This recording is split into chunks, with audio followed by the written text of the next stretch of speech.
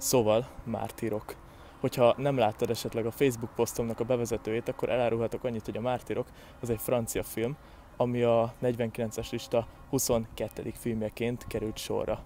Hogyha tudni akarod, hogy mi az a 49-es lista, akkor vagy nézd meg a Facebookomat, vagy pedig egy későbbi videóban majd beszélni fogok róla. Be kell vallanom azt, hogy eddig nem láttam egyetlen egy nem amerikai horrorfilmet sem, emiatt ez a Mártír kicsit különleges is volt a számomra. És nem csak amiatt volt különleges, mert hogy nem amerikai, hanem azért is, mert konkrétan teljesen kívül áll ezeken a megszokott horror kliséken, és ezeken a megszokott amerikai horrorfilmes elemeken, és tud valami olyan újat mutatni, amit mondjuk egy hollywoodi horrorfilm nem biztos, hogy tudna. Emellett nem csak maguk az eszközök és a jelenetek újszerűek egy hollywoodi horrorfilmen edződött ember számára, hanem maga a tematika is számomra meglehetősen újszerű volt. Sokan vádolták ezt a filmet egyébként az öncélú erőszakábrázolással, tehát hogy igazából a benne lévő vérengzések, mert szerintem nem árulok el nagy spoilert azzal, hogyha elmondom, hogy van benne vérengzés, jó sok, kegyetlen, kínzás, minden, tehát egy igazi horrorfilmről beszélhetünk, viszont semmiképpen nem tartanám ezt öncélúnak. Tehát az igazi trancsír horror, az szerintem a fűrészfilmek. Tehát amikor tényleg vagdalják az embereket, darabolják őket, ölik, trancsírozzák, folyik a vér, az szerintem sokkal-sokkal öncélúbb, mint amit ebben a filmben látunk, mert itt azért mégiscsak van egy kis mondani valója ennek az egésznek. Azt nem mondom, hogy olyan óriási nagy tartalmat pakoltak mögé, mert ebben mondjuk a film egyik hiányosságát vélem felfedezni, hogy nincs annyira nagy mondani való mögötte, sőt, azért a végén bőven maradtak bennem kérdőjelek,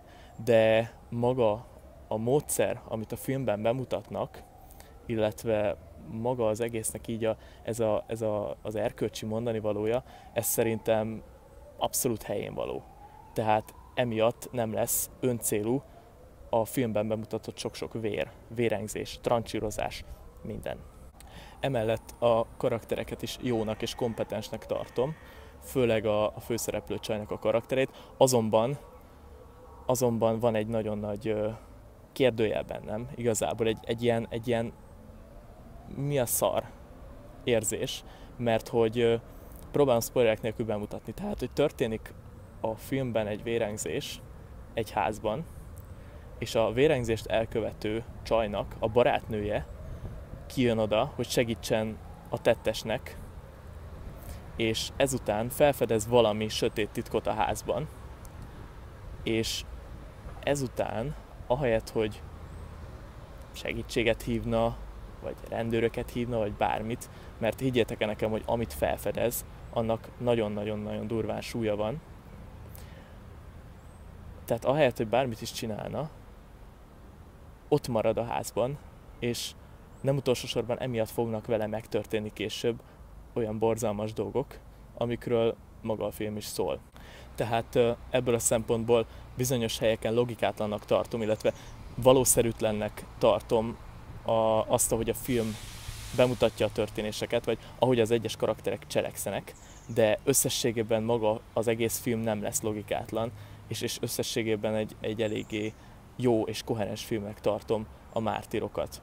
Úgyhogy ennek megfelelően ajánlom nektek megnézésre erős gyomorral, tehát erre készüljetek fel. Annak az oka, hogy most így videón mondom el a véleményemet a legújabb filmről, és nem pedig a hagyományos módon írásban, amit eddig csináltam az elmúlt 21 film esetén, az az, hogy most szeretnék átállni a videó formátumra. Egyrészt, mert ez szórakoztatóbb szerintem egy fokkal, számomra is könnyebb, számotokra is könnyebb, és sokkal, de sokkal időkímélőbb.